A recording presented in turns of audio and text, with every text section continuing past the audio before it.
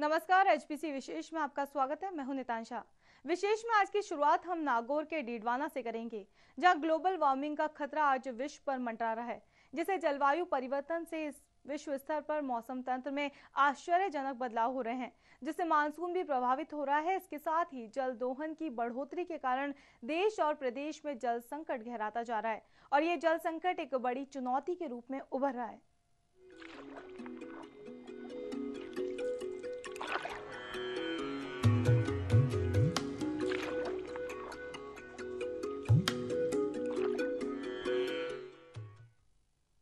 जल संकट की समस्या का निदान जन जागरूकता एवं जल संरक्षण ही एकमात्र उपाय है। आमजन को अब समझना होगा कि जल है तो कल है, जल बिन सब सून। आज हम पेयजल के लिए नलकूप पर आश्रित हो गए हैं, जिससे हमारी पनघट सूनी सूनी सी नजर आ रही है। अब कुएं, तालाब और बावड़ियां बिना पनघट वीरान सी हो गई हैं। जल संकट को लेकर पेश है खास रिपोर्ट। वर्तमान में प्रदेश भूमिगत जल के कमी की दोहरी मार झेल रहा है।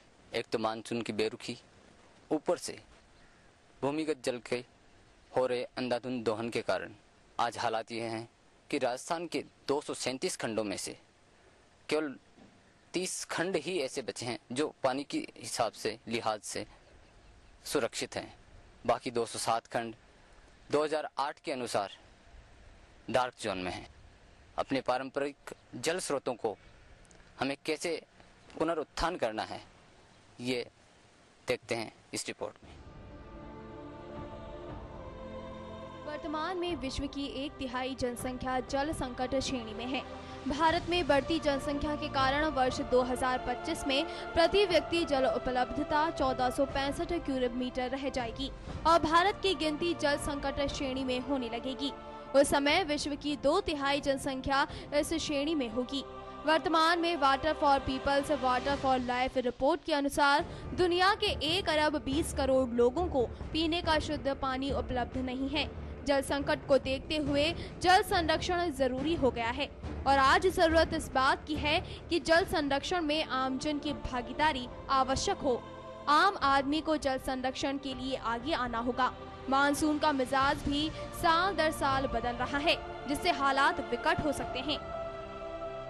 भारत की 40 मिलियन हेक्टेयर जमीन बाढ़ प्रभावित है, वहीं दूसरी ओर कुल 68% क्षेत्र सूखा प्रभावित है। जल दोहन की बढ़ती प्रवृत्ति को रोकने और जल प्रबंध को प्राथमिकता देकर भविष्य के लिए जल को सहेज कर रखना आवश्यक हो गया है। ये जनसंख्या का बढ़ता हुआ दबाव भूजल स्रोतों पर भी निश्चित रूप से बढ़ा है। इस कारण से जो ड्राफ्ट है, ग्राउंड वाटर ड्राफ्ट, उसमें खूब बढ़ोतरी हुई और 2001 में ऐसी स्थितियां बन गई कि जो ग्राउंड वाटर रिचार्ज है उसके बजाय ड्राफ्ट की ज्यादा होने की वजह से ग्राउंड वाटर की जो स्थिति थी वो नेगेटिव वैल्यू में चली गई और पिछले 2001 से लेकर अभी तक ये स्थिति बनी हुई है कि ग्राउंड वाटर बैलेंस जो है वो नेगेटिव वैल्यू में चल रहा है। भारत में हर वर्ष 4000 घन किमी पानी बरसता है, लेकिन उपयोग लायक केवल 1140 घन किमी है। इसमें से 690 घन किमी सतही जल और 450 घन किमी भूजल है। भूजल स्रोत पर बेतहाशा नलकूपों की वृद्धि और भूजल दोहन से दबाव पड़ा है। केंद्रीय भूजल बोर्ड के अनुसार देश के 5723 खंडों में से 4078 सुरक्षित रहे तथा 839 अति दोहन श्रेणी में हैं। राजस्थान में भूजल विकास की स्थिति 1984 में 35% से अधिक थी, जो बढ़कर 2008 में 137% से अधिक हो गई है। प्रदेश के 237 खंडों में से मात्र 30 सुरक्षित रहे हैं और 164 अति दोहित क्षेत्र में हैं। वहीं नागौर जिले की भूजल विकास स्थिति 193% से ज्यादा हो गई है। भूजल विभाग के जो आंकड़े 2008 में जारी किए गए थे उसके अनुसार अगर अपन भूजल स्थिति की प्रदेश में क्या स्थिति है उस पर अगर अपन चर्चा करें तो प्रदेश के 237 ब्लॉक में से 198 जो ब्लॉक हैं वो डार्क जोन में आ गए हैं। इसका मतलब ये हुआ कि प्रदेश के जो 84% ब्लॉक हैं वो डार्क जोन में आ गए हैं, जो कि एक बहुत भयावह स्थिति है। केवल मात्र 13% ऐसे ब्लॉक हैं जो कि अभी भी सुरक्षित श्रेणी में माने जा रहे हैं और 2008 के बाद लगातार जो स्थितियां नीचे भूजल की रीतने की रही है उसके अनुसार अब जो नए आंकड़े आएंगे उसमें पिक्चर और भी भयावह होने की संभावना है। प्रदेश की 10% से अधिक पेयजल योजनाएं भूजल आधारित हैं और कृषि व उद्योग में भी भूजल का अत्यधिक उपयोग होने से भूजल स्तर प्रदेश में लगातार गिरा है। साथ ही भूजल गुणवत्ता भी प्रभावित हुई है। नागौर जिले में भूजल स्तर पिछले 25 वर्षों में 50 फीट गहराई में चला गया है। नागौर जिला डार्क जोन में है, इसके बावजूद भी यहां अंधाधुंध दोहन हो रहा है, जो आने वाले समय में खतरे की घंटी साबित हो सकती है। आज जरूरत इस बात की है कि आम आदमी को पानी का मूल्य समझना होगा। आज हम कुएं, बावड़ी और तालाब को भूल चुके हैं, जो बदहाल हैं और देखरेख के अभाव में वीरान पड़े हुए हैं। भूजल को अधिक से अधिक पुनर्भरण करने की जरूरत है। हमें परंपरागत जल स्रोतों की ओर फिर मुड़ना होगा, जिससे जल संकट की एक जंग को जीता जा सके। अगर पिछले 25 सालों में अपन इस मानसून के ट्रेंड को देखें तो जो 1987 का वर्ष था उसमें सबसे लेट एंट्री हुई थी राजस्थान में, जब 14 जुलाई को एंटर हुआ था राजस्थान में मानसून। लेकिन इस बार उम्मीद करते हैं कि जुलाई के पहले हफ्ते में अच्छी खबर आ जाएगी और मानसून प्रवेश करने के बाद राजस्थान में पूरे जो जुलाई, अगस्त, सितंबर का 3 महीने का इसका पीरियड रहता है उसमें भरपूर बरसेगा। अगर मानसून इस बार मेहरबान रहा तो हमें जरूरत इस बात की है कि इस बरसाती पानी का संरक्षण करें, जिससे हमारे तालाब फिर से लबालब हो सके। वहीं राज्य सरकार द्वारा वाटर हार्वेस्टिंग के लिए चलाया गया अभियान भी काबिले तारीफ है, लेकिन आम लोगों को इस ओर ध्यान देने की जरूरत है। राजस्थान में मानसून की बेरुखी और भूमिगत जल दोहन, ये दो ऐसे कारण हैं जो हमारे लिए पानी की कमी में कोड में खाज का काम कर रहे हैं। हमारी पारंपरिक जल स्रोतों से बेरुखी भी इसका एक कारण है। कैमरामैन कमल के साथ डीडवाना से HBC न्यूज के लिए हनुमान तंवर। आज विशेष में हम लेकर आए हैं जल का संकट। जल की बूंद बूंद कीमती है, लेकिन जल संकट गहराता जा रहा है। इसी के लिए बात करते हैं डीडवाना के संवाददाता हनुमान से। जी हनुमान, आज हम ग्लोबल वार्मिंग का खतरा जो कि जल संकट बढ़ाने के लिए बढ़ता जा रहा है, इसके बारे में आप क्या कहेंगे? जी सर, अभी हालात ये हैं कि पूरे प्रदेश में पानी की कमी बहुत ज्यादा है। भूमिगत जल स्तर है वो इतना गिरता जा रहा है जी कि ब्लैक जो डार्क जोन है जी वो बढ़ते जा रहे हैं। 2008 के अनुसार 237 में से मात्र 30 जोन ऐसे हैं जो डार्क जोन की सीमा से बाहर आते हैं जी।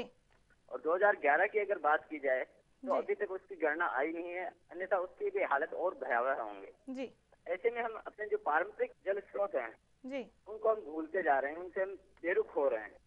उनको अगर रिचार्ज किया जाए तो भूमिगत जल भी है वो बढ़ सकता है, उसकी मात्रा भी बढ़ सकती है। जी जी हनुमान, न केवल डीडवाना बल्कि पूरा प्रदेश में जल का संकट बढ़ता जा रहा है। तो डीडवाना में क्या ज्यादा खुदाई की जा रही है कि वहाँ के आमजन को ज्यादा परेशानी हो रही है? क्योंकि ग्लोबल वार्मिंग हमेशा भूमिगत जो जल होता है उसकी कमी के कारण होता है। जी डीडवाना ऐसा क्षेत्र है जो पहले से खतरनाक स्थिति पे है। यहाँ पे पानी की जो गहराई है वो मिनिमम 30 से 40 मीटर पे है जी। ऊपर से यहाँ पे जो पानी निकलता है वो नमक का पानी है। फिर भी यहाँ पे अंधाधुंध दोहन हो रहा है जी। आसपास का जो क्षेत्र है वो कृषि प्रधान क्षेत्र है, तो यहाँ पे जो पुराने कुएं बावड़ी हैं उनसे तो पानी निकाला ही जा रहा है जी। अवैध रूप से भी नलकूप खोदे जा रहे हैं। जी। कई बार शिकायतों के बावजूद भी प्रशासन उस पर ध्यान नहीं देता है। जी जी हनुमान, आखिर क्या वजह है कि अनाधुन खुदाई हो रही है, जल संकट बढ़ता जा रहा है, कृषि प्रधान डीडवाना है, तो प्रशासन उसके प्रति इतना लापरवाह क्यों है? कभी कोई कदम क्यों नहीं उठाया गया सब अवैध जो खुदाई हो रही है इसके लिए? अवैध जो दोहन हो रहा है उसके लिए इसमें कहीं ना कहीं प्रशासन की भी मिलीभगत देखी जा सकती है जी। जहाँ शिकायतों के बावजूद उसकी सुनवाई नहीं हो रही है। जी। हमारी टीम ने एक बार प्रशासन को सूचना दी, उसके बावजूद प्रशासन वहां नहीं पहुंचा। जहां तक खुदाई की बात है तो उनमें कहीं ना कहीं राजनीतिक संरक्षण की भी बात हम कर सकते हैं। जी जी हनुमान, शुक्रिया तमाम जानकारी हमें देने के लिए। तो ये थे डीडवाना से संवाददाता हनुमान।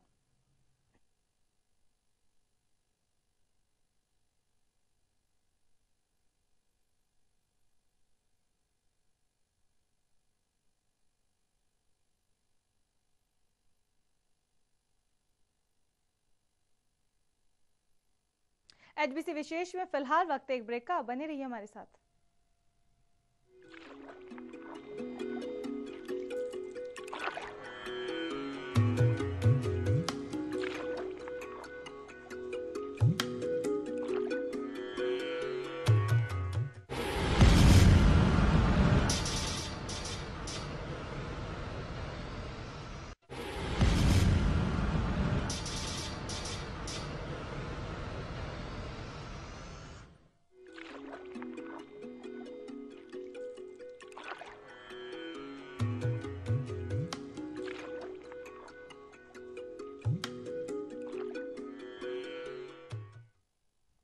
दूसरी तरफ हम बात करेंगे श्रीगंगानगर की, जहां इंदिरा गांधी नहर परियोजना भांगड़ा और गंगा नहर का पानी राजस्थान के करीब आधा दर्जन जिलों के लिए जीवनदायी है। लेकिन पिछले कुछ सालों से यही जीवनदायी पानी जीवन का ही दुश्मन बना हुआ है। इसकी वजह है इन नहरों में पंजाब से बहकर आ रहा औद्योगिक कचरा। पानी में मिलाई जा रही है औद्योगिक गंदगी को रोकने के लिए आंदोलन का सहारा भी लिया गया, लेकिन पंजाब सरकार इस समस्या को सुलझाने के प्रति गंभीर नजर नहीं आती।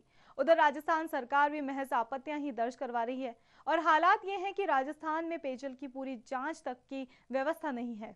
पंजाब के कुछ क्षेत्रों में औद्योगिक इकाइयों से निकलने वाले जो कचरा है, जो विषैले केमिकल है, वो इस नहर में समा रहे हैं और इस कदर घुल चुके हैं कि जो भी इस पानी को पीता है वह बीमारी को चपेट में आए बिना नहीं रह पाता है। और जहां तक सरकार की बात कर रहे हैं, सरकार अभी तक सिर्फ और सिर्फ कार्रवाई के नाम पर पत्राचार तक ही सरकार की कार्रवाई सिमटी हुई है। ना ही कोई ठोस कदम उठाया जा रहा है, ना ही सरकार की तरफ से कोई कार्रवाई की जा रही है और लोगों को यह नहर जो है बीमारियां ही दे रही है। राजस्थान के करीब आधा दर्जन जिलों के लिए इंदिरा गांधी नहर परियोजना भांकड़ा और गंग नहर का पानी अमृत से कम नहीं है। इसी नहरी तंत्र की बदौलत यहाँ के रेतीले धोरे, तरहुए और प्यासे कंठों को पीने का पानी मिला, लेकिन अब यही जीवनदायी जल घातक बनता जा रहा है। पंजाब की फैक्ट्रियों से निकलने वाला औद्योगिक कचरा और प्रदूषित पानी इन नहरों के साफ जल में जहर घोल रहा है। जलदाय विभाग भी इस पानी की आपूर्ति पीने के लिए करता है, क्योंकि यही नहरी तंत्र पेयजल का मुख्य स्रोत है। हालांकि स्वास्थ्य विभाग के अधिकारी नहरी पानी को प्रदूषित तो मानते हैं और वहीं पानी की पूरी तरह से जांच करवाने की बात भी करते हैं, लेकिन जलदाय विभाग के पास पानी में अशुद्धियों की जांच करने के पूरे उपकरण हैं ही नहीं। वहीं कई सालों से पानी में केमिकल और मेटल्स आदि की जांच राष्ट्रीय स्तर की लैबोरेटरी से करवाने की बात कही जा रही है, लेकिन सालों बीत जाने के बाद भी अभी तक इस तरह की जांच का इंतजार ही है। नहरों में गंदे पानी का देखो एनालिसिस बेसिकली होना चाहिए कि what will be the present in the water. जो रूटीन में टेस्ट होता है वो कॉलीफॉर्म टेस्ट होता है इकोलाई के लिए, और इकोलाई टेस्ट जो है that is a small test जो सारी चीज़ों को नहीं बताता है। दूसरे नंबर पे फ्लोराइड टेस्ट करते हैं, लेकिन whole over the study water के एक स्टैंडर्ड मेंशन है भारत सरकार की तरफ से, एक स्टैंडर्ड मेंशन है WHO की तरफ से। उन स्टैंडर्ड्स को देख के यदि टेस्ट होता है तो उसके कुछ किया जा सकता है। मेडिकल्स के लिए इसका प्रयास कर रहे हैं हम कि जो राजस्थान के लेवल की प्रयोगशालाएं हैं या भारत सरकार के लेवल की कोई प्रयोगशालाएं हैं, नेशनल लेबोरेटरी हैं, उनसे टेस्ट कराने के लिए कोशिश कर रहे हैं। उसमें सारा मेटल्स वगैरह टेस्ट हो जाएगा, रेडियो एक्टिविटी वगैरह है वो टेस्ट है, उनके लिए कार्रवाई। ऐसा नहीं है कि आम लोगों ने इस गंदे पानी की आपूर्ति का विरोध नहीं किया हो। करीब 1 साल पहले पंजाब के संत सींचेवाल के नेतृत्व में काला संघा नामक गंदे पानी को सांकेतिक रूप से बंद करने की कार्रवाई भी की गई। इसके बाद पंजाब सरकार ने ट्रीटमेंट प्लांट लगाने का दावा तो किया, लेकिन इस पर कोई अमल नहीं हुआ। आम नागरिकों का कहना है कि रासायनिक रूप से प्रदूषित पानी पीने के कारण लोगों में कैंसर जैसी बीमारियां फैल रही हैं। वहीं समस्या को सुलझाने के लिए पूरी तरह जिम्मेदार जल संसाधन विभाग महज पत्राचार तक ही सिमटा हुआ है। फिल्टर करने वैसे पूर्ण रूप से जितना भी फिल्टर कर लो, गंदा पानी है वो तो केमिकल अंदर रहता ही उसके, और कैंसर के रोगी बहुत ज़्यादा बढ़ रहे हैं। यहाँ पे अमून कैंसर गंगानगर से मेरे अंदाज से राजस्थान में सबसे ज़्यादा कैंसर के रोगी गंगानगर में पाए जाएंगे आपको। यही कारण है कि गंदा पानी यहाँ पे। इस बारे में कोई रिसर्च तो नहीं हुई है, लेकिन कैंसर की गिनती देखते हुए अपने जिले को नेशनल कम्युनिकेबल डिजीज के अंदर कैंसर प्रोग्राम स्वीकृत हुआ है।